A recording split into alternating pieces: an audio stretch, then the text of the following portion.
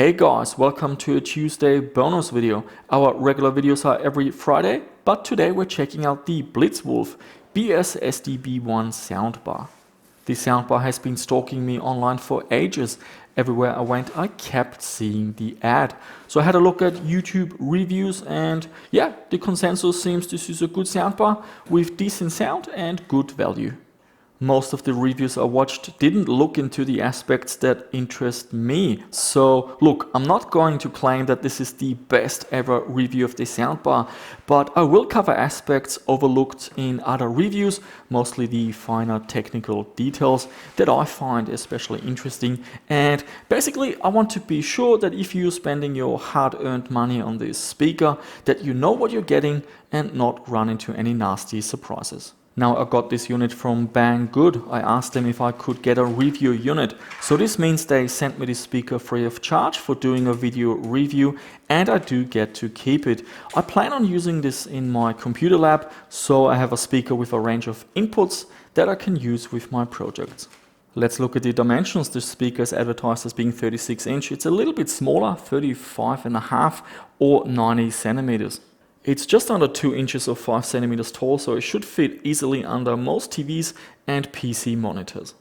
And it's just under 9 centimeters or 3.5 inches deep. This soundbar has two front-facing speakers. This is the one on the left, and here we have the one on the right. And here we see the soundbar from the top, so there are all these speakers on the left side, and here are all the speakers on the right side. Included is an optical cable. It's rather short, 1 meter or 3 feet. We also get a 3.5 millimeter to RCA audio cable. This one is also very short. It's also 1 meter or 3 feet. The power cord is a regular figure 8 cable, comes with the US plug, so you can just get a local version if you're outside of the US. This one is a little bit longer, 1.5 meters or 5 feet. It also comes with a user manual, but I couldn't find a downloadable version on the BlitzWolf website, so I'm gonna scan this in, upload it somewhere and put a link down below in the description. This might be of interest if you wanna go over the user manual yourself. The soundbar should work in all countries. It takes 100 to 240 volts, 50-60 hertz. In Australia we're on 50 hertz and 240 volts and it works just fine. There are some buttons at the front, power button for on-off, source to switch between the 6 input modes, and volume down and up. There are some tiny LEDs at the front of the unit which are a little bit hard to see on camera, but hopefully it comes across. So at the moment the speaker is in standby. There's a little orange light here. Turning it on, the light changes to green.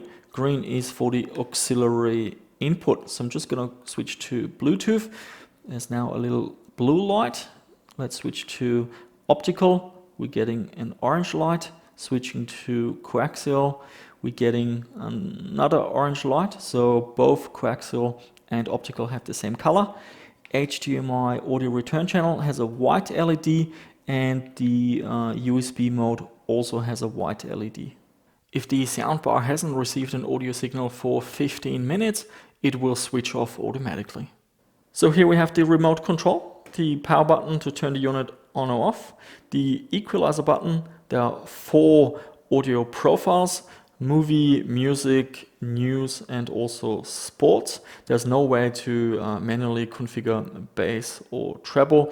Now the soundbar does not have a display, so how can you tell which EQ mode is active? The speaker will just speak the words to you. Movie, music, news, sport, movie.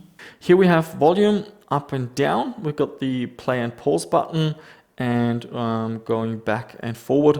That works playing music from the USB stick or with Bluetooth.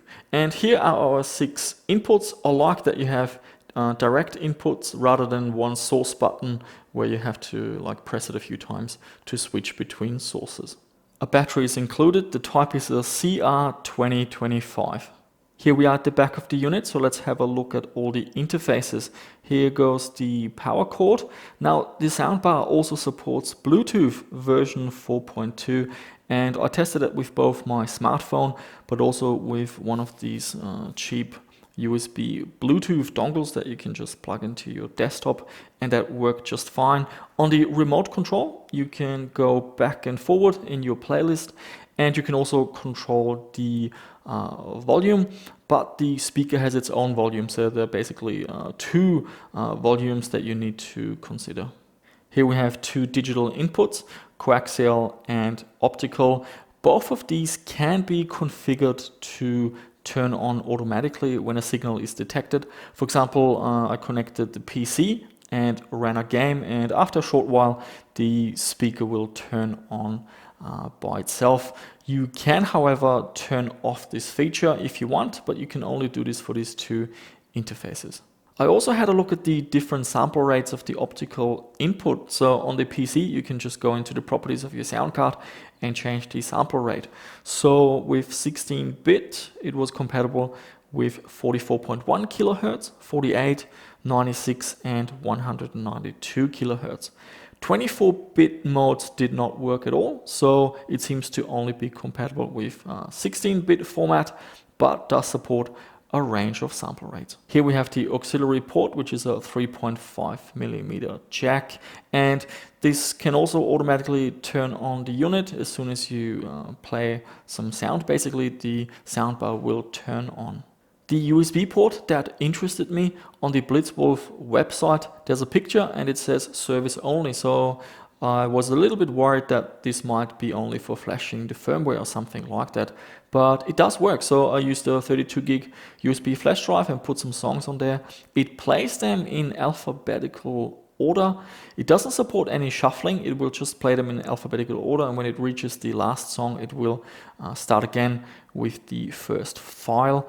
In terms of audio files, it only seems to support MP3. I tried AAC and OGG, but no luck. It only seems to support MP3 files. And you can use the remote control to go left and right. And also undocumented, I couldn't find anything in the manual. If you hold down the left and the right buttons, you can fast forward within one audio file. And here we've got the HDMI ARC connector. Unfortunately, I couldn't test this. My TV doesn't have such a port, but most modern TVs do. And this port also supports automatically turning on the soundbar as soon as it detects any audio. When you reach the maximum volume, the unit will beep, just giving you acoustic feedback. When you put your ear close to the speakers with the volume turned up all the way, you can make out a slight hiss, but if you dial down the volume a few steps, then the hissing disappears. Let's talk about the price. So Banggood has two warehouses, one in the US and one in Hong Kong. In the US, you're looking at $89.99 plus $2.99 for shipping. However, we have a 15% discount coupon down below in the description. So after applying that, you're looking at $76.49. So we had a look at all the features. We know how much it costs, but the most important thing, what does it sound like? So I know a little about speakers and I'm really not an audiophile or anything like that. So all I can give is my opinion, and yeah, I really like how they sound.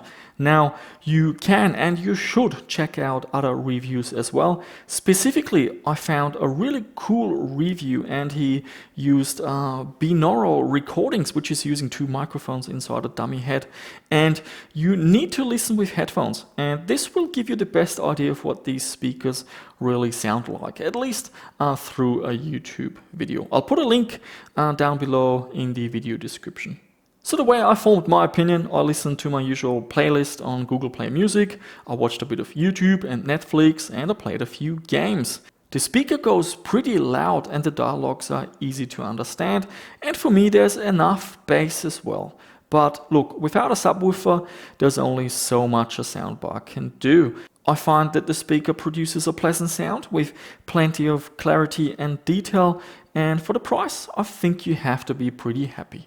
I contacted BlitzWolf just to see what the service is like. So I asked them a technical question: which audio files and formats does the USB playback function support? Unfortunately, I got a very generic reply. It didn't really address the question whatsoever. So using the speaker for the PC, I like how it keeps things really clutter-free.